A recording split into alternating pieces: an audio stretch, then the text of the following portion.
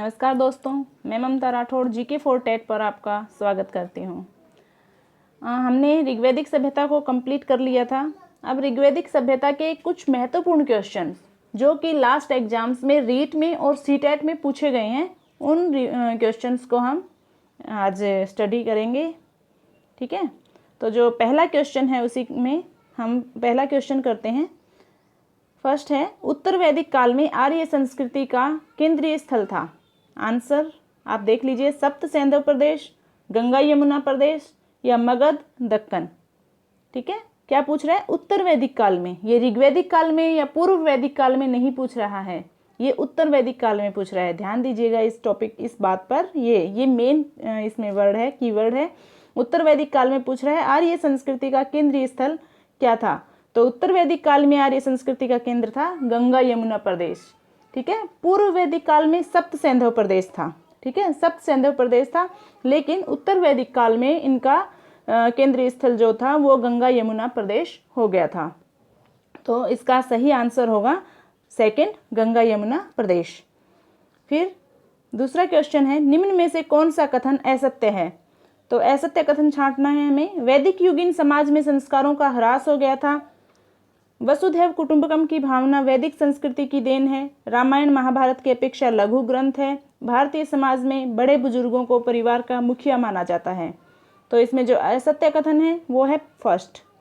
वैदिक युगीन समाज में संस्कारों का ह्रास नहीं हुआ था, बल्कि वैदिक युगीन समाज में 16 संस्कारों को विधिवत रूप से और एक बहुत ही गूढ़ दृष्टि से माना जाता था। इन संस्कारों को एक बहुत अहम भूमिका थी संस्कारों की। तो संस्कारों का ह्रास होने का तो सवाल ही पैदा नहीं होता वैदिक युगीन सभ्यता में। ठीक है, ये असत्य कथन है, बाकी तीनों के तीनों सत्य हैं। जो नेक्स्ट क्वेश्चन है वो है, गीता है वेद या स्वतंत्र महाकाव्य, रामायण का एक भाग या महाभारत का एक भाग? तो हम सभी जानते हैं गीता महाभारत का एक भाग है। जब श्री कृष्ण अर्जुन को उपदेश देते हैं कुरुक्षेत्र के युद्ध में, तब वो गीता का पाठ उसको गीता के बारे में गीता का उपदेश देते हैं अर्जुन को। ठीक है, तो गीता महाभारत का एक भाग है, ये इसका सही आंसर हो जाएगा। और गीता को श्रीमद् भागवत भी कहा जाता है। क्या कहा जाता है? श्रीमद् भागवत। ठीक है, श्रीमद् भागवत।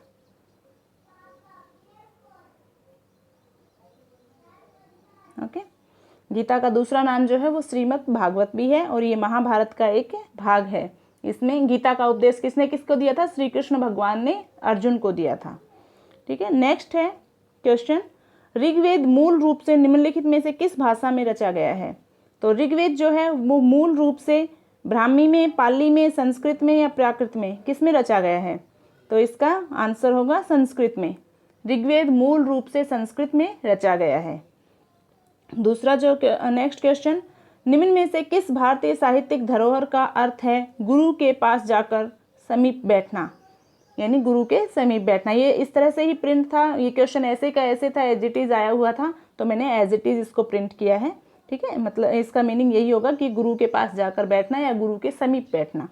निम्न में से किस भारतीय साहित्यिक धरोहर का अर्थ है? तो किसका अर्थ है? आरण्यक। आरण्यक का क्या अर्थ है? आरण्यक का अर्थ होता है जंगल। आरण्य मतलब जंगल, जंगल में जाकर के जो ग्रंथ लिखे गए उन्हें आरण्यक कहा गया। पुराण अलग हैं, उपनिषद, वेद। तो जो आंसर है इसका उपनिषद। उप धन निधन सद, इसकी संधि विच्छेद क्या होगी? उप धन नि धन सद। ठीक है, उप धन निधन सद। तो उप का मतलब होता है के पास, नी का मतलब होता है जाना, और इसका सद का मतलब होता है बैठना। ठीक है, गुरु के पास जाकर बैठना, गुरु के समीप जाकर बैठना, उपनिषद। तो इसका सही आंसर हो जाएगा थर्ड। नेक्स्ट क्वेश्चन है, ऋग्वैदिक काल में कौन से 3 देवता खासकर प्रमुख थे? तो इनमें से हमें बताना है। वैसे जो प्रमुख देवता थे वो अलग हैं, और इसमें से इन ऑप्शन हैं, इन ऑप्शंस में से कौन सा ऑप्शन सही होगा? तो इसमें से अग्नि, इंद्र, विष्णु सही है, रुद्र, विष्णु और इंद्र सही है, अग्नि, इंद्र और सोम सही है, या इंद्र, वरुण और रुद्र सही है? इसमें से इसका सही आंसर होगा थर्ड, अग्नि, इंद्र और सोम। ये ऋग्वैदिक काल में 3 प्रमुख देवता माने जाते थे। नेक्स्ट क्वेश्चन है, संस्कृत को जिस भाषा परिवार का हिस्सा माना जाता है उसे कहते हैं भारत अरब, भारत आर्य, भारत यूनान, भारत यूरोप। तो इसका सही आंसर होगा भारत यूरोप। इसको भारोपीय भी कहते हैं, ठीक है, इसे भारोपीय भाषा भी कहते हैं, यानी भारतीय और यूरोपीय भाषा के संगम से जो भाषा बनी है उसे भारोपीय भाषा भी कहते हैं। भारोपीय परिवार की भाषा है संस्कृत भाषा, ठीक है। नेक्स्ट है क्वेश्चन, ऋग्वेद में गंगा और यमुना नदी का कितनी बार नाम आया है? तो ऋग्वेद में गंगा और यमुना नदी का लगभग 1000 बार नाम आया है, या 100 बार नाम आया है, 12 बार आया है, या 1 बार आया है?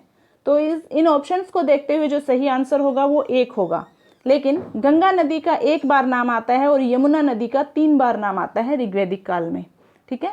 3 इसमें ऑप्शन में है नहीं, इसलिए हम इस 1 को ही करेक्ट करेंगे, ठीक है। नेक्स्ट जो क्वेश्चन है वो है, पुरु, यदु और भरत का वेदों में उल्लेख किसकी तरह है?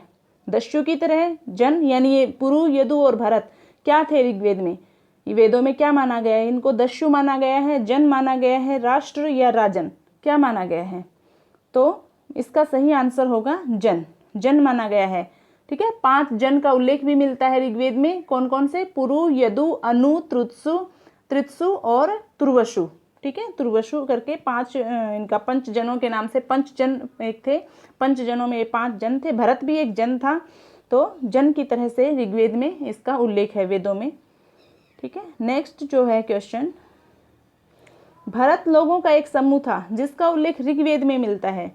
ये रहते थे, कहाँ रहते थे? जो भरत जो लोगों का समूह था, भरत जन था, वो कहाँ पर स्थित था, ठीक है। ये क्वेश्चन ऐसे भी हो सकता है कि भरत जन कहाँ पर स्थित था, या भरत जन जो भरत लोगों के समूह था वो कहाँ पर रहते थे। तो उत्तर पश्चिम भारत में, दक्षिण भारत में, उत्तर भारत में, या पश्चिम भारत में? तो इसका सही आंसर होगा उत्तर पश्चिम भारत में, ठीक है। उत्तर पश्चिम भारत में भरत जन स्थापित था। फिर नेक्स्ट क्वेश्चन, ओके 10 क्वेश्चन ही हैं, ठीक है। हम इन 10 क्वेश्चंस को करेंगे complete. Okay, thank you so much. अगर आपको ये क्वेश्चंस इंपॉर्टेंट क्वेश्चन है, मैंने वैसे क्वेश्चंस नहीं लिए हैं जो रीट और सीटेट में लास्ट ईयर्स में क्वेश्चन आए हुए थे, प्रीवियस ईयर्स के पेपर से ये क्वेश्चन उठाए हुए हैं।